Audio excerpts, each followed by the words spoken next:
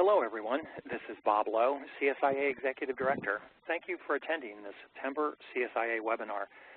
Today we're continuing our series of webinars that was designed for CSIA by Nick Setchell of Real-Time CEO. Many of you know Nick from our conference. The series is titled Proactive Leadership in a Rapidly Changing Landscape. Today is the second of 7 webinars, all of which lead up to the 2014 conference. Details on this webinar series are available on Connected Community. In today's webinar, Ken will provide information on organizational culture and help you understand how it directly impacts your success. Be sure to ask questions in the Q&A box, and the webinar will be archived for later viewing, and the slides will be available also. The host and sponsor of our monthly webinars is Software Toolbox, a CSIA partner member. Software Toolbox helps system integrators lower their risk on projects that involve software by providing them a unique mix of off-the-shelf software products and rapid response technical support that minimizes the need for custom code and lowers field startup time risk. Now let me introduce Ken Edmondson. Ken is the founder, chairman, and CEO of an international consulting firm recognized with unique skills in the development of mid-market business strategy, leadership and management training, as well as customized individual assessments for companies across many industries. Ken is also the creator and chairman of ShortTrack CEO, the first business management system designed by CEOs for leadership teams of mid-market companies. The ShortTrack program is designed to put a CEO on the fast track to reshape their strategy to build tangible, measurable, and lasting value in their company. And lastly, for 7 years, Ken held the position of chair for Vistage International, the world's largest member organization for CEOs. So, without further delay, here's Ken. Well, good morning or good afternoon, wherever you are listening from, and thank you for joining us. I add my word of greeting to those you've already heard. And thanks to Bob Lowe and to Nick Setchell for including me on this important members webinar program. I've got to know Bob over the last few months, and while you may not know me, I'm certainly familiar, as a result of knowing Bob, certainly familiar with you and the work of CSIA and its members. Nick Setchell and I have actually been working alongside each other for 7 years, a little bit more actually. He's been a consultant for my company. I hired him. And we've co-authored a book together, which I'll comment on a bit later. So in many ways, I feel like a friend of this group. You might have noticed immediately the difference in accents between myself and Nick. In reality, not only does he sound smarter, he actually is. I've often said if I could imitate that Australian accent, I would probably be able to increase my fees just by sounding smarter.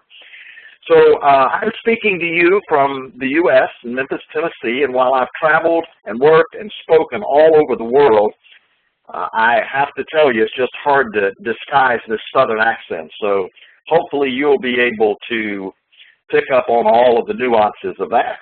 So let's jump into our topic today and make good use of our limited time.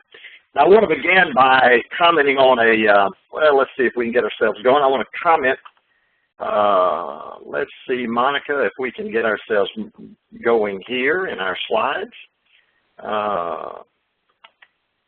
We are not moving, Monica, on our slides, and that may be on my end. Did you, Monica, did you give me control? I did give you control, and if you click on your little tab up there, and underneath you have the arrow, more like page 1, and if you click on the next page. Well, we'll just use that then. There we go. All right. Thank you for that.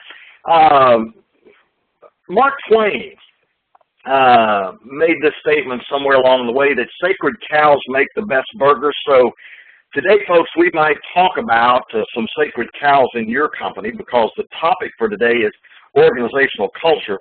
And it's hard to talk about that without talking about some very embedded beliefs that you might hold in your company. And it might turn out to be those long-held sacred institutions are the very things that are causing you not to succeed at the level and speed that you really wish to go. I've often said because leaders like us don't like problems that we don't have answers for.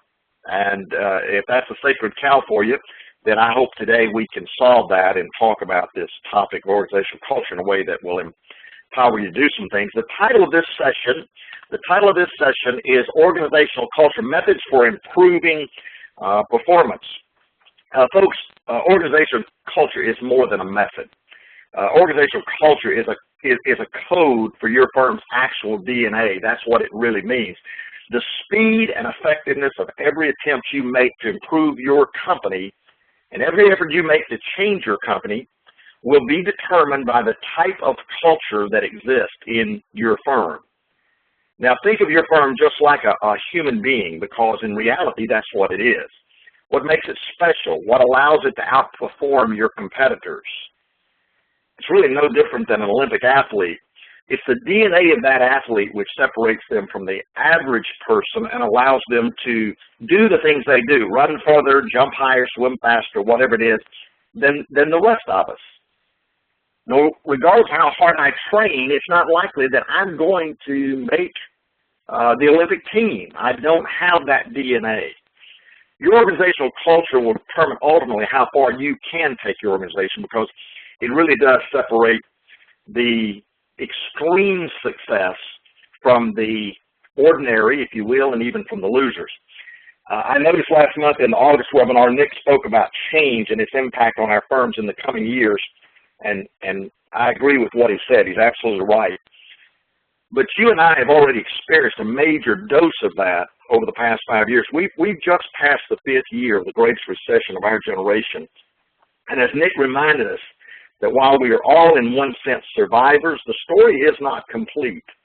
In many ways, the recession simply eliminated the weakest players, and now those of us who have made the cut are going to have to learn to operate in a totally different economy. And I suggest to you that if the rate of change inside your organization does not continue to equal the rate of change outside your organization, then the end is likely much closer than you realize, or at least we will never see the best of you. Let me restate that. That if the rate of change inside your organization does not continue to equal the rate of change outside your organization, then the end is likely much closer than you realize, or at least we will never see the best of you and your potential. Now, why do I say that? Change is now as much an aspect of business as is technology. And your ability to change in the right places, change at the right speed, and then maintain that effort is dependent 100% on the type of organizational culture that exists in your company. In other words, change is based upon culture. So if change is hard for you, if you're not making the changes, if you can't make the changes, we think probably there's something embedded in your culture. Let me give you an example that will resonate with you. If you've ever tried to change something significant in your firm, or if you're currently trying to implement significant changes and make it stick. In the late 80s, in the early 90s, I was the CEO of a 2,800 employee company that my partner and I started.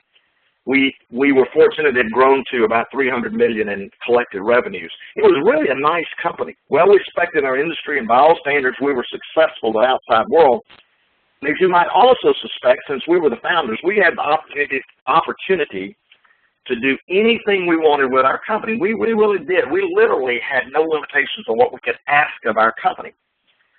But what I learned very difficultly, as the firm grew from one office and 6 people to operating in 18 states with 2,800 employees speaking 3 different languages, and wanted to continue to grow but keep the quality and original company feel that I was so strong about, that while I had the authority to do anything, I didn't have the ability to do it, because as I learned, the culture of my company had numerous built-in blocks to prevent change, not encourage it.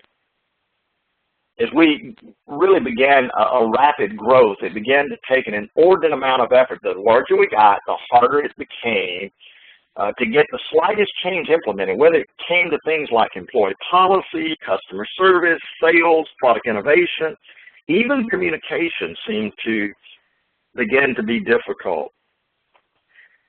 If something was important for me to change, if it was critical to me, if I decided it was essential to our environment, our future, and our success, I came to the conclusion that it would take about a year to get an important change completely implemented. Now, folks, that's not good. But now consider your own firm. How long does it take to make a change? How hard is it? Is it more difficult now than it was before? What do you have to do? How much effort and frustration does it cause you? And the more we studied our lack of flexibility and our lack of nimbleness, the more I realized it was actually built into our culture not to change. It was part of our DNA. We had created unknowingly in our firm, and as the firm grew, this, I call it a virus, as this virus grew, if you will, grew with us and became more deeply embedded into the core of our company. In other words, the harder we tried to change, the more resistant it became. Organizational culture is a subject I've written and spoken about extensively for a number of years, addressing really specifically those companies in the mid-market and entrepreneurial space. The reason I didn't mention enterprise companies in this is because organizational culture is a subject they've been focused on for the past 20 years. They've talked about it, focused on it, and dealt with it. And I'll show you the survey, the research in just a moment. And frankly, it's really not necessary for us in the mid-market to follow along in lockstep with the big guys or our enterprise sister companies. We learn a lot from them, but we don't have to follow them. I even point those acceptable differences out in my latest book entitled Short Track CEO, a book I co-authored with Nick and a guy named Jim Sater, written specifically to leaders for mid-market companies. But sometimes when we ignore the enterprise companies, we don't study what they do, or we just put off and observe what they're doing, it can be to our detriment. And in the case of our lack of attention to the issue of organizational culture, it has been. So I am curious today, intellectually, as to what created your interest to join this particular conversation, because while this has been a major focus for executives of big companies for 20 years, it's never been of that much interest to those of us in the mid-market company. And there's reasons for that. We as owners, developers, founders, CEOs, we generally have full control. We feel like the culture is us and everybody should play off us. Not true as the company grows. In fact, John Stump, the chairman and CEO of Wells Fargo Bank, said, an organization is driven entirely by its culture. Nothing is more important to creating success than the culture. He said, I could leave my corporate strategy on an airplane seat and have a competitor read it, and it really would not make any difference. Now, if you are a student of business, you know what Wells Fargo is best known for. It's best known for being a firm where other large companies go to recruit their leaders. Wells Fargo has probably produced more CEOs for other companies at the enterprise level than any other organization in the world. Former IBM Chairman Lou Gerson made the same point as Stump when he said culture isn't just one aspect of the game, it is the game. This was the book that I wrote with Nick, has a number of things in there. You can do what you wish, you can order it. There's a lot of things in there that we think are very valuable for mid-market companies. But in talking about this whole idea of organizational culture, one of the major voices over the last 25 years, Dr. Edgar Schein, a professor at MIT, former professor at MIT, has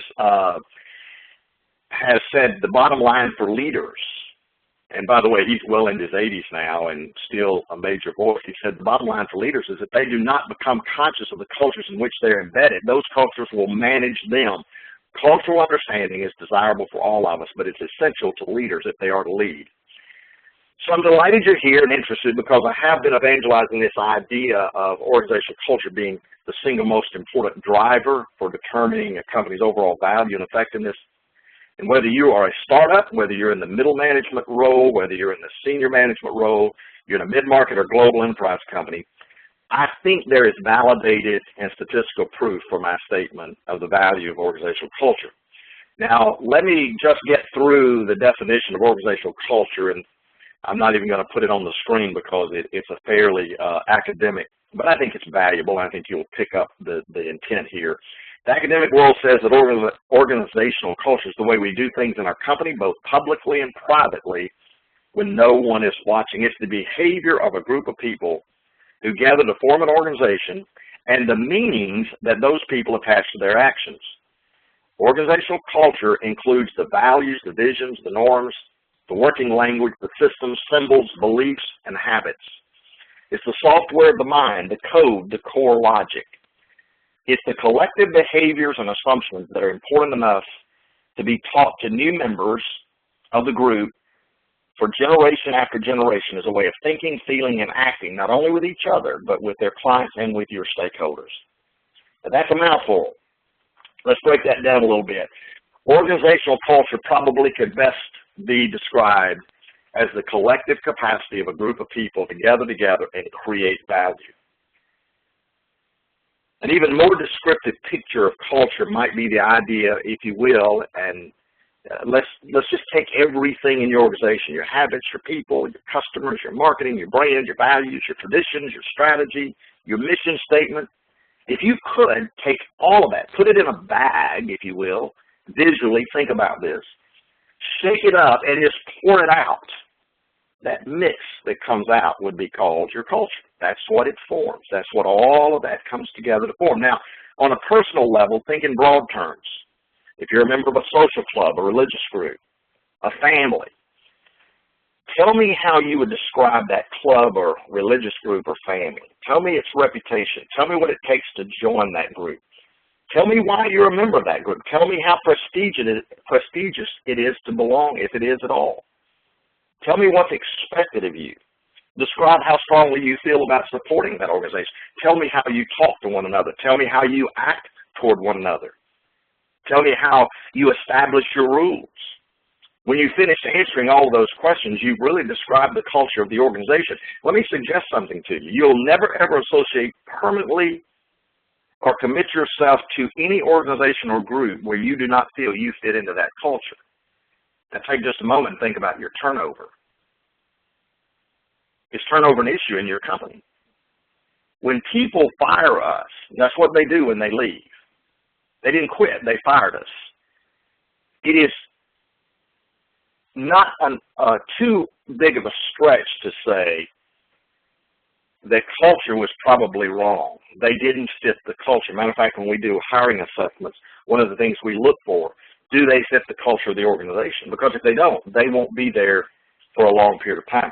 We see this magnified in business and sports. What comes to mind when I mention, I apologize for the American sports and business analogy here, but what comes to mind when I mention the Green Bay Packers versus the San Diego Chargers? Those are two NFL football teams. What about the New York Yankees and the Chicago Cubs?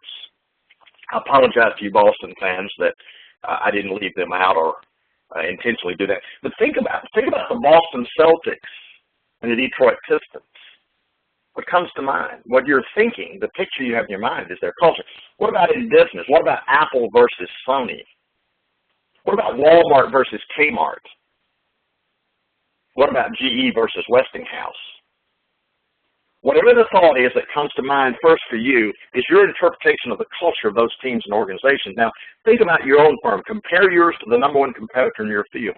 The best company, the most successful company that you would like most to be like. Now, be honest. Are they better? Do they do things differently? Do you cringe when you see them show up in a competitive situation?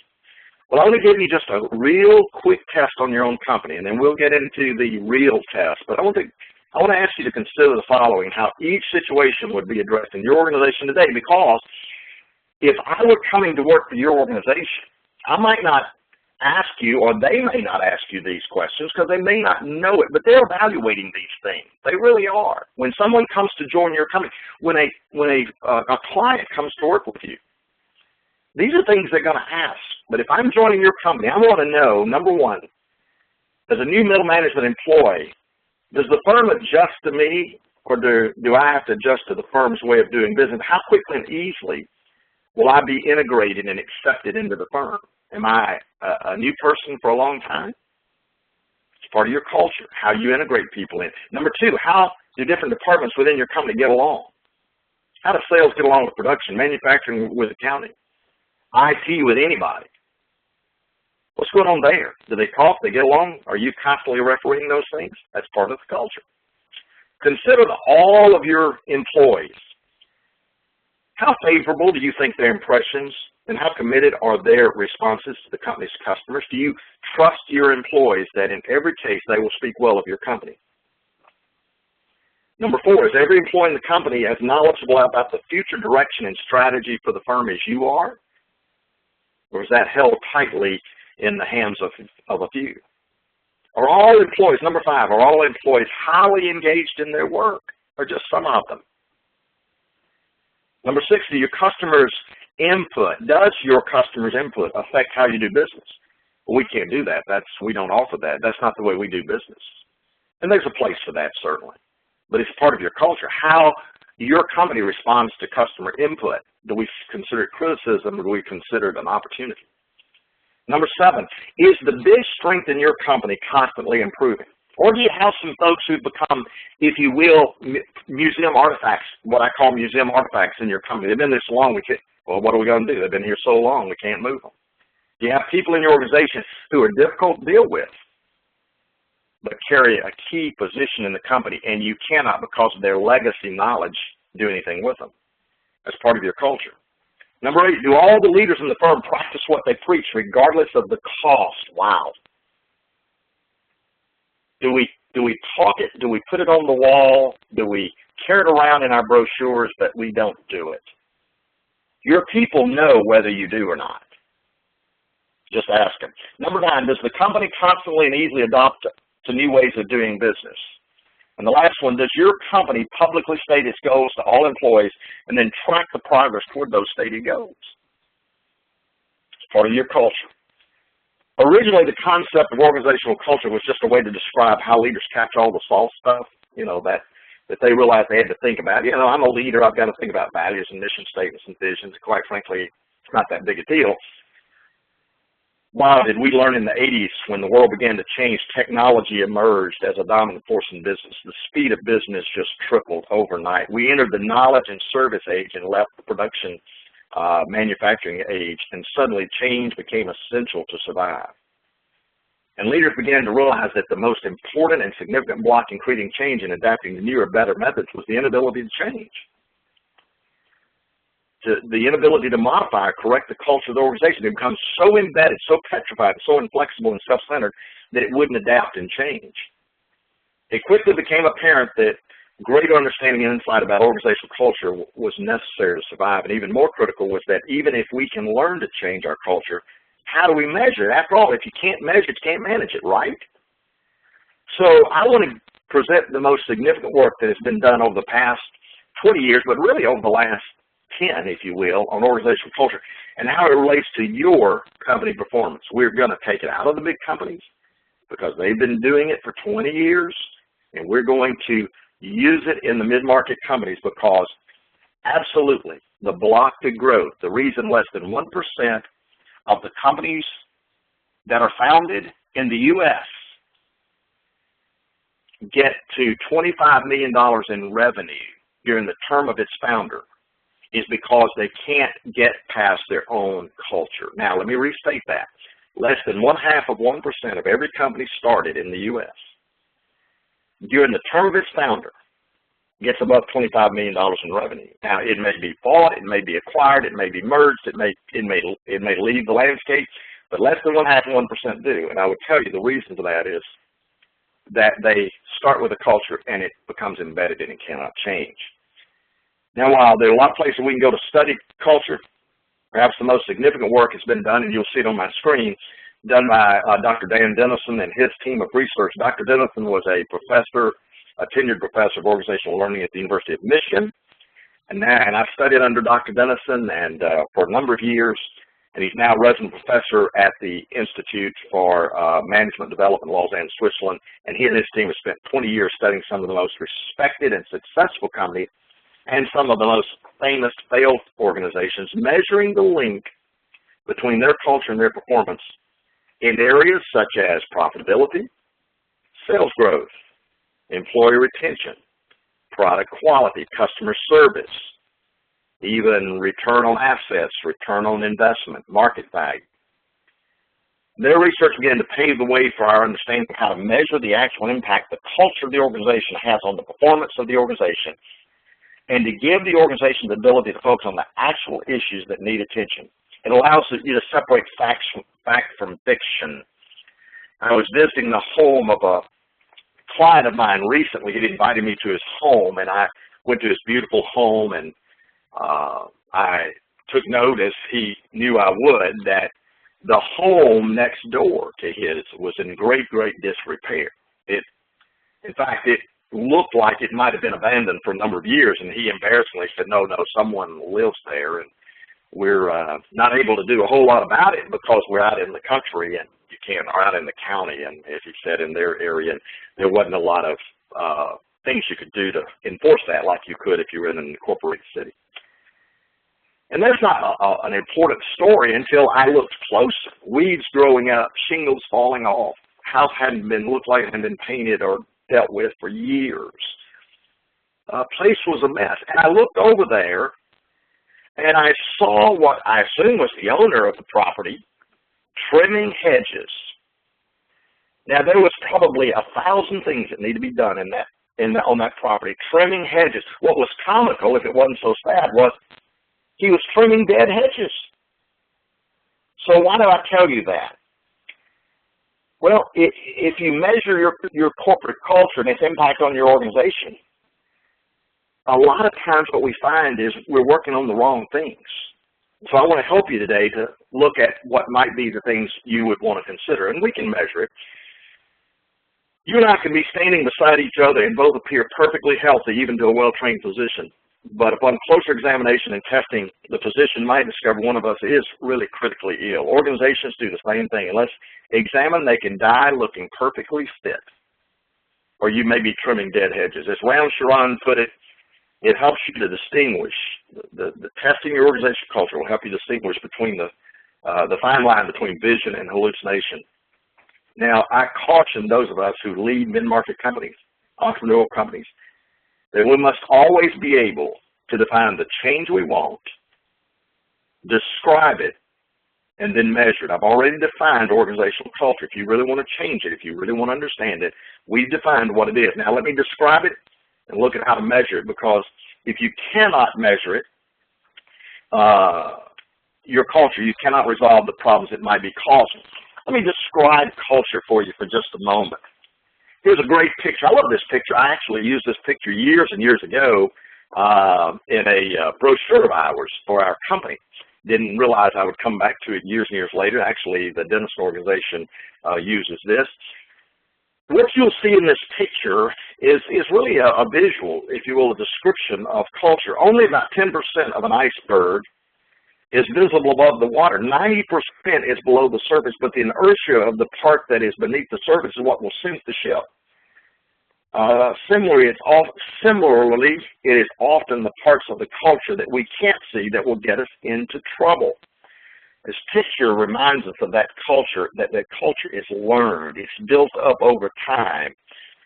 It's built up from the principles and processes that we learn as we survive together over time. The lessons from the past shape our survival strategies. What did Winston Churchill say? That we shape our buildings, and thereafter they shape us. We shape our culture, and thereafter it shapes us. If you think about culture as an iceberg, the part we see above the water, it's beautiful. Icebergs are beautiful. We have great brochures. We have great buildings. We have our folks in uniform. We make them look good. We have them looking good. We present ourselves looking very nice. But right below the surface, oftentimes those of us in leadership know there are some challenges. We call them opportunities. We call them challenges.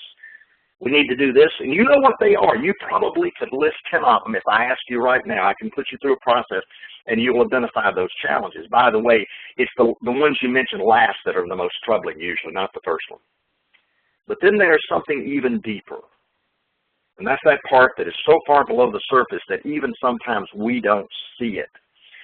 So let's jump into the model that's been developed.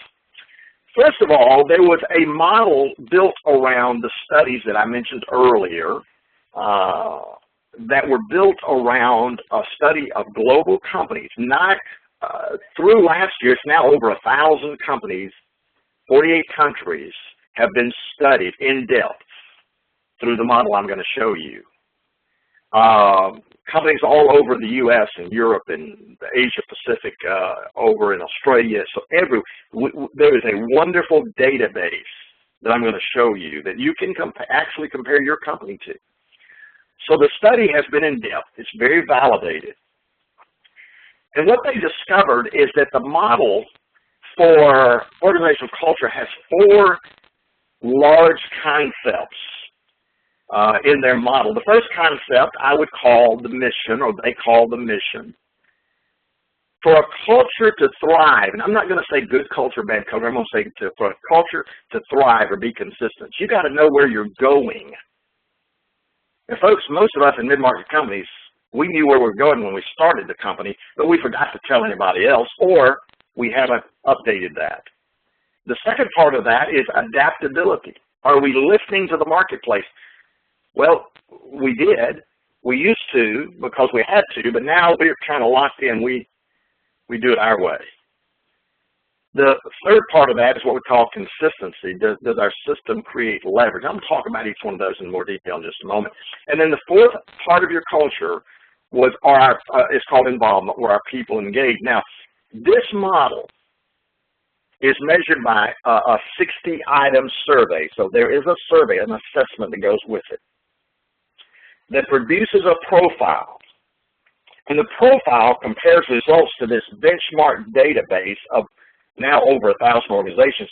And those 60 items measure these 4 cultural traits of mission, adaptability, involvement, and consistency.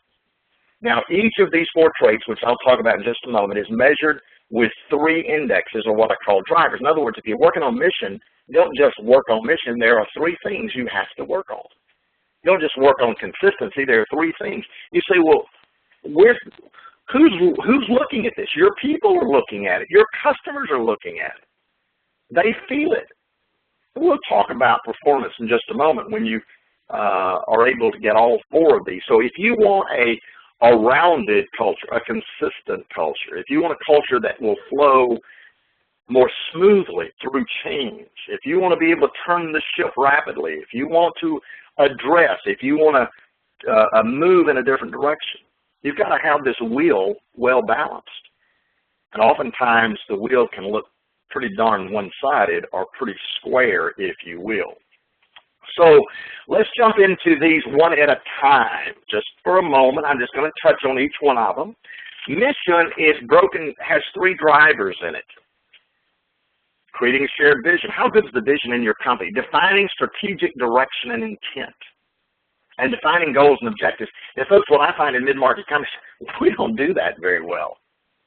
It's almost, you go into large enterprise companies, this will be one of the first things they'll share with you. You're going to see it, you're going to learn it, and you're going to understand what the vision and direction and goals are, and they're going to track it. And not so much so for us in those mid-market companies.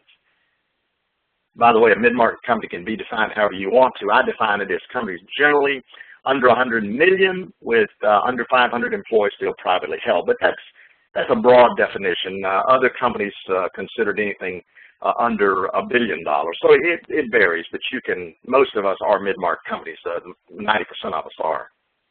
Now, what happens in a mission? When you're doing this well, you'll hear things in your company like, we have all the same vision, which keeps us focused. You'll hear that. The vision is inspiring and exciting.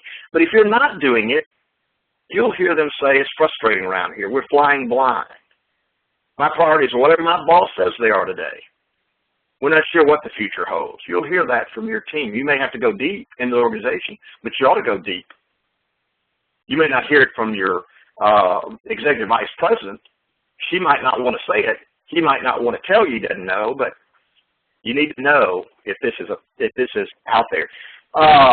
Good company. One of the companies that was studied that came through as a strong mission company was IKEA. It's a fabulous company. If you're not studying, I'm not going to go into what IKEA did, but that was one of the many companies we found or was found in the research that had a strong sense of mission.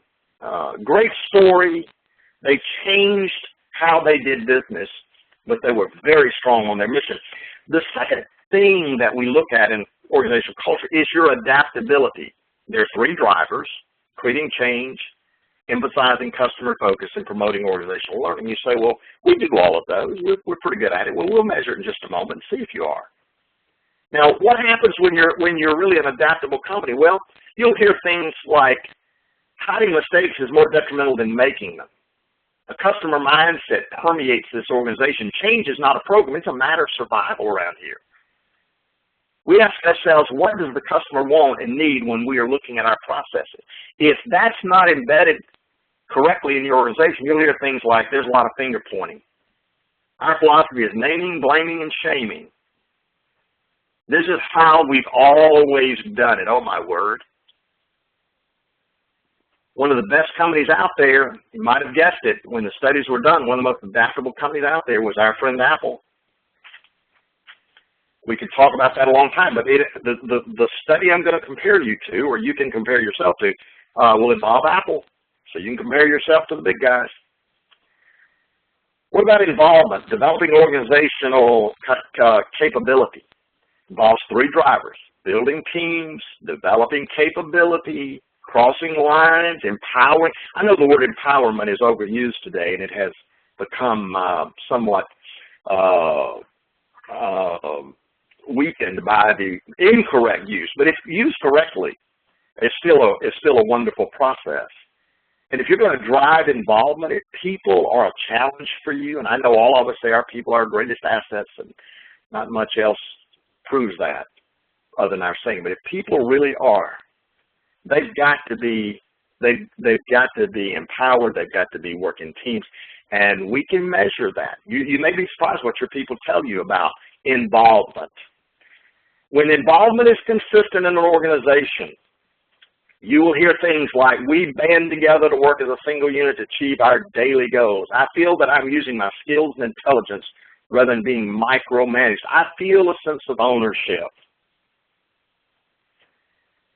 If it's not there, you'll hear things like, we have trouble retaining our best talent.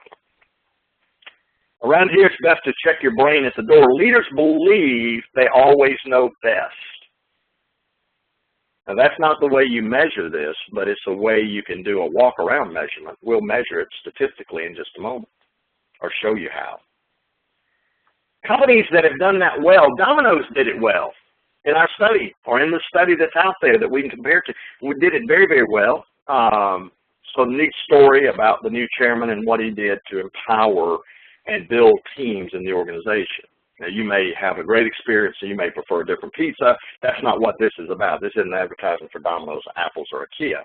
It's telling you organizations that have come on the scene and thrived. And by the way, many of you already realize that now more than 40% of the S&P really coming through the NASDAQ, that the value of the Dow, the NASDAQ, the S&P now is created by companies that weren't even in existence 30 years ago, 25 years ago.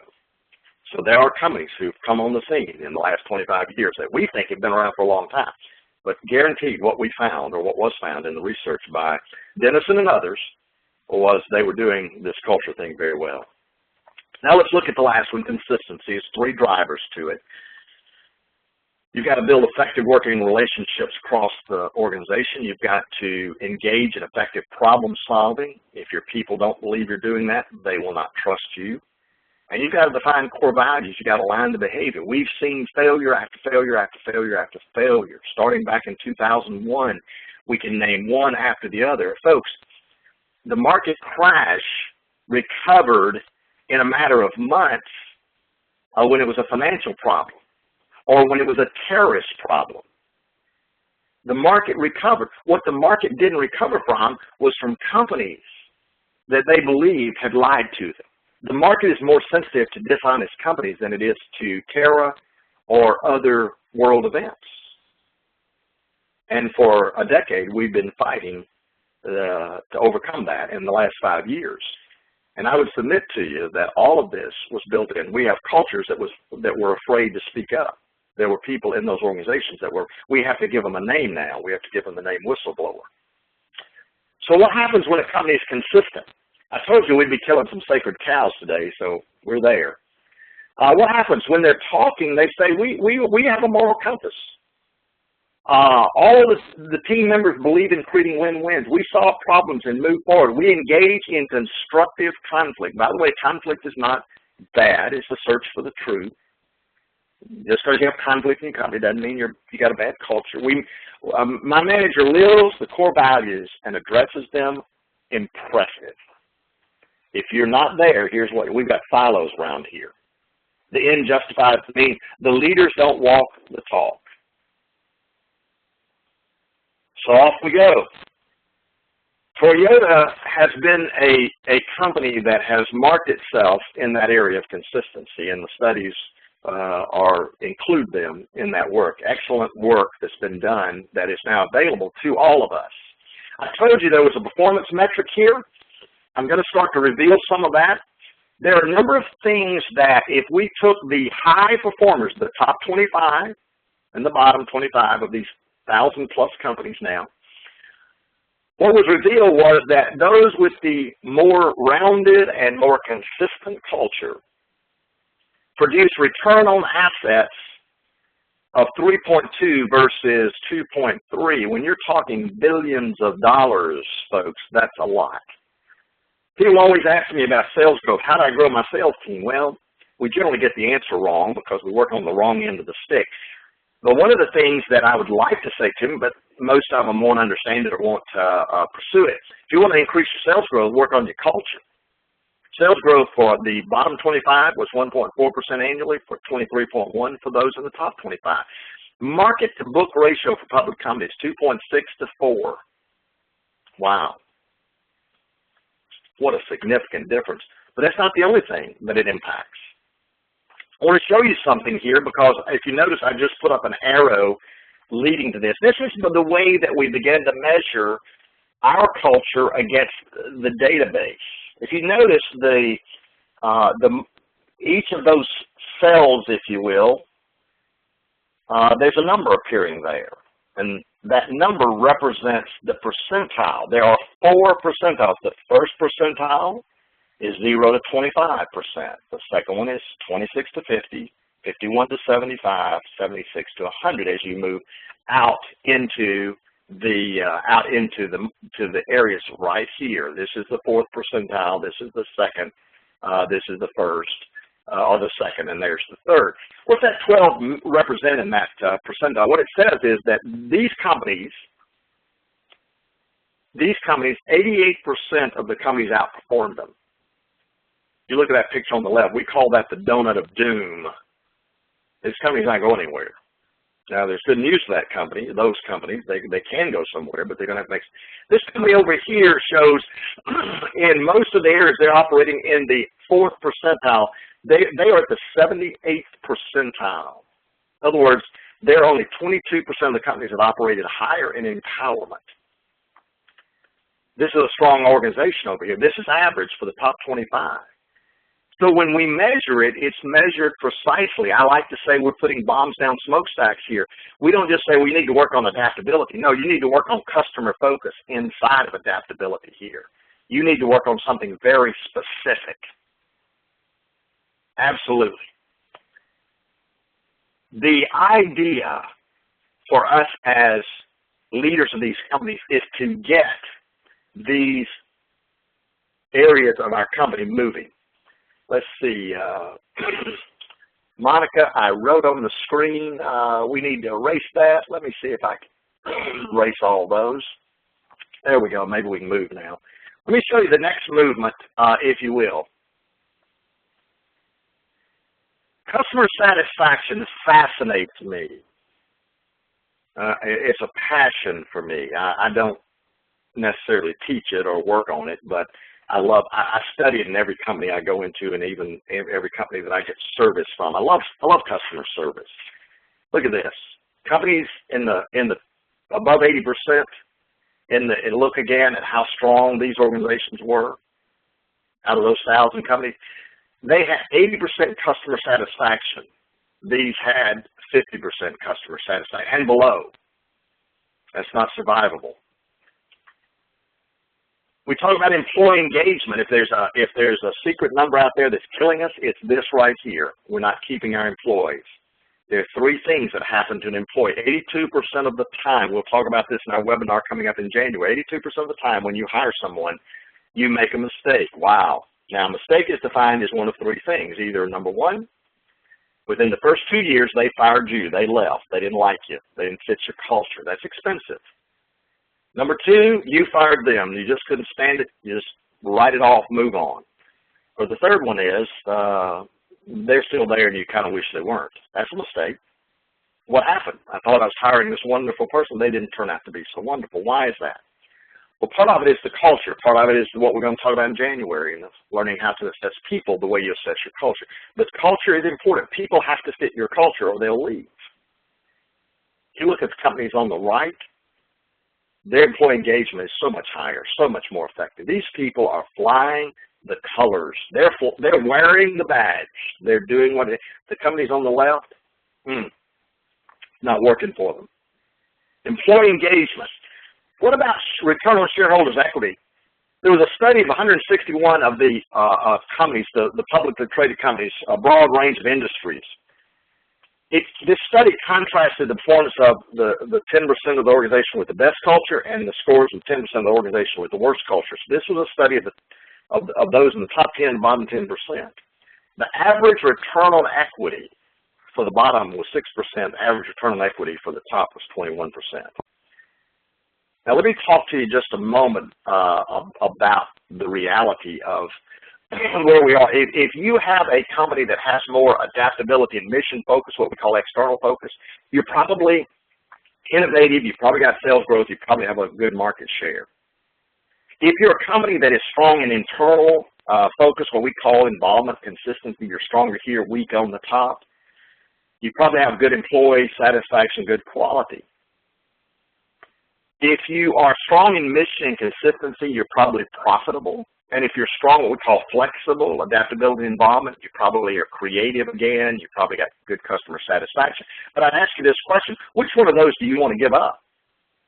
Which two do you want to give up? Which ones are not important? Well, we don't really need to be externally focused. That's not important. We don't really need flexibility. That's not important. Let me show you some of the tensions that do exist. If you have this dynamic tension up above, in other words, you have adaptability and mission, you're strong there but weak on the bottom, or strong on the bottom, weak on the top. You've got to learn, as in your culture, to blend the external and internal focus. On the other hand, you've also got to learn to blend your flexibility and stability. You got to be able to match those up. We get same thing with a tire. If it gets out of ground, it doesn't flow smoothly. So we've got what we call the dynamic tensions as well. It's a little more detailed, but we do have that. So we've got to learn to deal with the organizational balance of external adaptation and internal integration. So we've got to deal with the strong leaderships have to deal with the involvement in the mission. Sometimes people don't fit our mission. We have to deal with that. So there are some dynamic tensions. Organizational culture is a big thing. You say, I mentioned a while ago the company that was in trouble. You can actually, with the right focus, it's been done very many times that you can change the culture of your organization. And this is not something that is static. Your culture is embedded in your organization, but it can change. But you got to know what to work on. You can't just write a new handbook. You can't just change your tagline and your slogan for your brand. You have to do specific things, the 12 drivers. And then you measure it and you remeasure it and you keep working and you keep working and you keep working. Like any great coach of any great sports team, they look at what the details are that are not working. What should a good organizational culture study do? It ought to drive honest conversations about the way we do things around here. Those are those sacred cows. What do you mean? We've got to change some things. We got to change the way we do some things. We got to kill some sacred cows. It should lead to thoughtful actions, and it should result in higher performance if we do it well. Now, what are considerations for you for possible next steps as we close here? Number one, you just might consider it for the future. It might be of interest to you, might not care, maybe later. So it's understandable. You might continue to study it further, and I'll be glad to provide the members of CSIA some information to do that on your own. You may have other resources. That we want to educate you. We want to give you the data. We want you to do well. We'd like to think that we've prompted you along. The third one is you commit to a culture study finding, and we can talk about that. But I've given Bob permission to use these slides and to encourage you to talk to him or talk to other members about this. I'll be glad to entertain those. If you'll let me know that you are on this webinar, then my team will make sure that we get together in a timely fashion. Now, folks, that's that's the data that I wanted to present to you. I hope it's been helpful. I hope it's been insightful. And I will entertain any questions that any of you would like. So, Bob, let me turn it back over to you. Well, two questions came in just towards the very end here. The first one, does your assessment help you identify which employees are out of sync so you can focus energy on fixing that with specific people? Good question.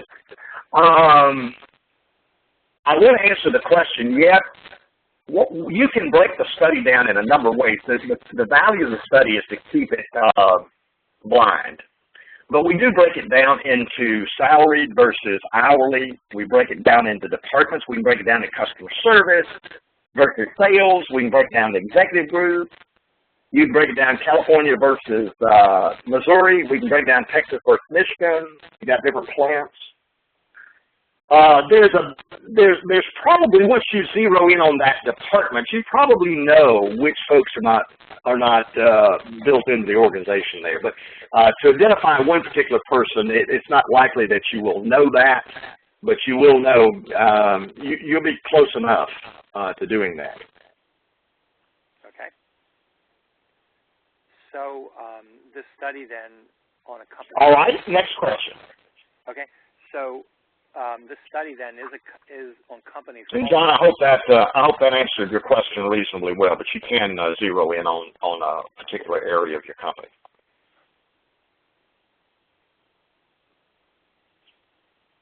Okay, so these studies is a service that your company provides for a fee, right, Ken? Bob, I see a question there that I take it that doing this study on your company culture is a service that you offer for a fee, and that is accurate. We do that, but I hope that if you're interested in doing that, that we haven't tried to sell that today. It is a service that we provide, and I'll be glad on a one-to-one basis to talk to you about that. My contact information is on the screen again, Bob. Someone asked for that. Are there other questions?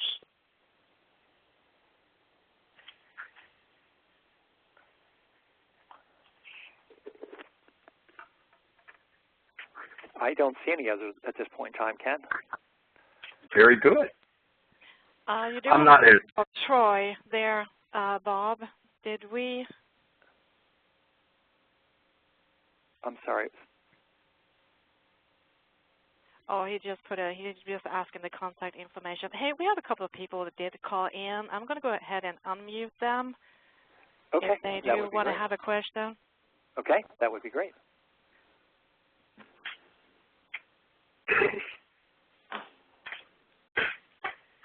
Just selling himself now. That was one thing he didn't do a lot of, though. Yeah. Okay, who do we have on the line here? Simple, yeah. Monica, who do we have on the line? Who did you unmute? I have 5 people who did call in. I can't see who they are. Okay. But if you did call in right now, I did unmute your phone. So if you do have a question, please feel free.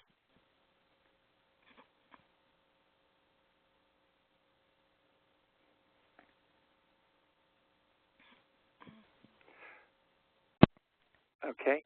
Well, apparently no one, perhaps they're not hearing your message, but if someone does have a specific question on the screen there, they can see Ken's phone number and his email address, and they can feel free to ask that question directly. but if there is someone who would like to speak up and ask a question, you're welcome to do that. We do have a question, Bobby, in the Q&A from Dave. Okay. Looking at companies of about 50 associates, how do you resource significant culture change work? Well, 50 is not a small number. Likely, depending on whether it's manufacturing or service or financial-related company, there are probably departments within that company. Again, there are. I've shown you the work that we do, and I'll be delighted to speak to that to Dave about that. I'm sure there are other places out there that do organization. I would just encourage you, and 50 is plenty. I mean, you can get a real strong base. If I'm answering the question correctly, you can get a real strong read on 50 people for sure. The assessment piece, the thing I would encourage all of you, if you're going to do this, don't just ask the questions yourself. We can give you the 60 questions that are asked, and you get the answers back. Well, that's not going to tell you where the challenges are. It's not going to compare it to anything. So, but if you've got 50 associates, and regardless of whether they're all freelance workers, or you can get a sense of what the culture is of that group, no doubt about it. Whether it's a company or a social club or whatever, what is the culture? So those resources are available. I'd be delighted. Again, I don't want to offer up services here that I haven't been asked to do, but I do want to answer questions. So if you're confused about that, I'd be delighted to answer your question. And you may have a resource that you know about. I'd be glad to give you my thoughts about it, but there are a lot of good places out there, I think, that offer up some things. Okay. We have a question from Ephraim, and he asks, is it possible to turn around a company after a leader's burnout? Oh, I think it's possible to turn around any company. Again, some companies don't need to be turned around, but absolutely. Now, that's a broad question and a broad answer. We describe in our book, Short Track CEO, we describe 5 types of leaders. The first thing to decide is what kind of leader do you want to, what kind of leader has come in? And depending on what kind of leader, it depends on how you implement that change. But absolutely, yeah, burnout is a very common thing, and it happens for a lot of different reasons to a lot of different folks. I have a question just personally that came to mind. I've heard it said that a CEO should never stay in a position, at that position in a company for more than 10 years. What are your thoughts on that? I've heard some very large corporations state that to be the case. What are your thoughts on that, Ken? Well, I love that conversation because I've always been a proponent of repotting yourself every 10 years. I get a lot of those questions because I do deal with a lot of executives that are moving around.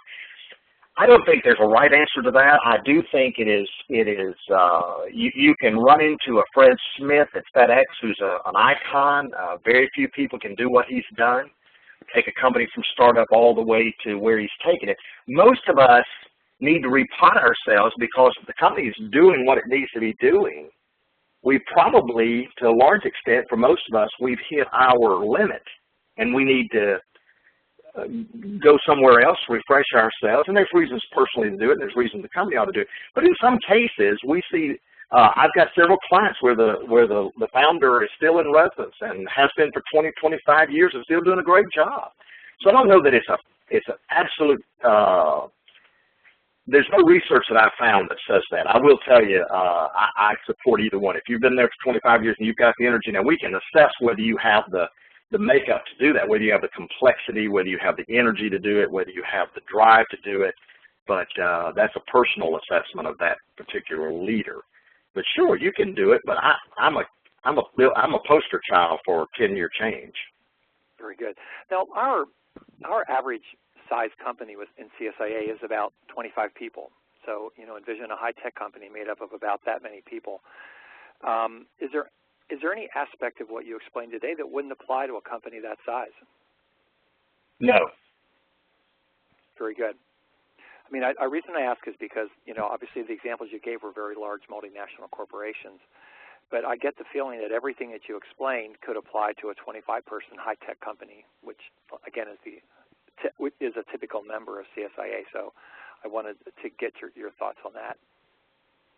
Yes, it does. We've done assessments for companies of 1,000 people. We've done assessments for a company of 11 people. Okay. And my message has been for the last 5 years, let's take this information from the Fortune 500 that have been willing to give us what they've learned. Mm-hmm. Some of these studies, by the way, are broken down into small divisions for certain companies. Not all of them are global companies. Some of them are global companies that are doing just a division because that division operates like a company. So, oh yeah, I'm indiscriminate about the size of the company. Culture, there's never a bad time to learn about your culture at any size. Mm-hmm. Very good. A question from Adam. Does Ken believe an individual can be saved as in quotes, when they have shown a consistent history of rejecting the company culture? The answer to that is I'm not very good at that. I tend to cut that off pretty quickly. There are 3 reasons people fail primarily. Number 1, they don't have the DNA to do it, and you're going to have to support them and support them and support them forever and ever. What you described as someone who might have the DNA to do it, but they don't fit the culture.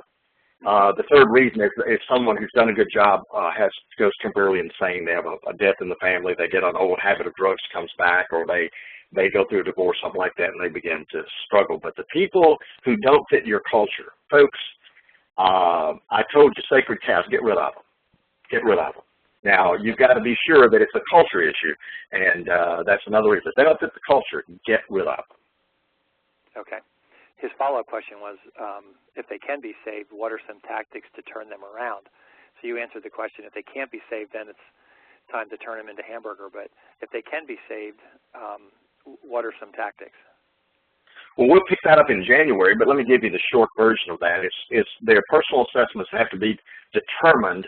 Obviously, you've got to know what your culture is to see if they're not fitting. I always say determine if it's a behavior conflict or a values conflict. Behavior is personality. We just don't get along. The person doesn't get along. Values is I just don't agree with the way you guys operate around here, or I'm not consistent with that. A values conflict is hard to turn around.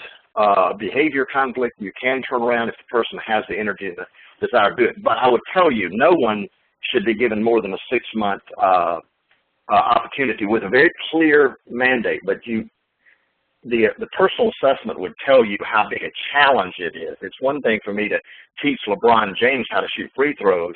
It's another thing for me to teach my 1-year-old grandson to shoot them. Sure. Okay. Great. That's an interesting number, the 6 months. So if you're going to give it a try, if you feel that person can be saved, set up a plan, have them agree to it, work at it, but 6 months is the limit in most cases. Yes. Okay. Very good. I do not see any other questions posted here. If anyone has any, they can send them through very quickly.